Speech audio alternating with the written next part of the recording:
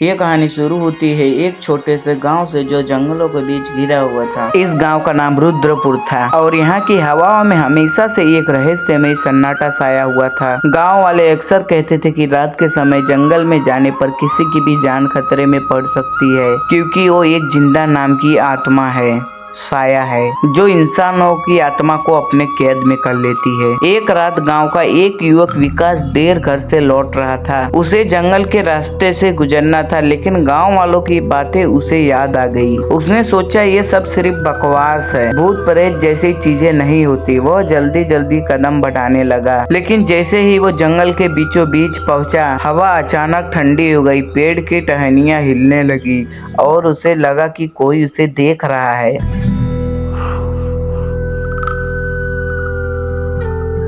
विकास ने पीछे मुड़कर देखा तो वहाँ एक सफेद साड़ी में औरत लिपटे हुए खड़ी थी। उसकी आंखें बिल्कुल सफेद थी, जैसे उसमें कोई जान हो। विकास का दिल तेजी से धड़कने लगा और उसने भागने की कोशिश की, लेकिन वो जहाँ भी भागता वो औरत उसके सामने आ जाती। उसकी आवाज एकदम गफ्फर से थी। उसने बोला, तुम मुझसे बच नहीं सकते, मैं जिंदा हूँ, तुम्हारी आत्मा लेने आई हूँ। डरते डरते विकास ने पूछा कि तुम कौन हो, मुझे क्यों मारना चाहती हो? जिंदा ने धीरे धीरे पास आकर कहा, मैं भी कभी इंसान थी, इसी गांव की रहने वाली थी, लेकिन गांव वालों ने मुझे चुड़ैल कह के कभी मार डाला। मेरी आत्मा तब से भटक रही है और मैं अपनी मौत का बदला ले रही हूँ। विकास को एहसास हुआ कि वो फंस चुका है। उसने भागने का ट्राई किया और वो दौड़ना शुरू किया, लेकिन लंबे ने उसे पकड़ लिया। उसकी चीख जंगल में गूंज उठी, लेकिन कोई उसकी मदद करने नहीं आया। अगले दिन गांव वालों को विकास का शरीर उसे पेड़ के नीचे मिला। जहां जिंदा को जलाया गया था, उसका चेहरा डर के मारे सफेद पड़ चुका था और उसकी आंखें खुली हुई थी, जैसे उसकी अपनी मौत को सामने से देखा हो। और उसके बाद आज भी जब कोई रात में जंगल से गुजरता है तो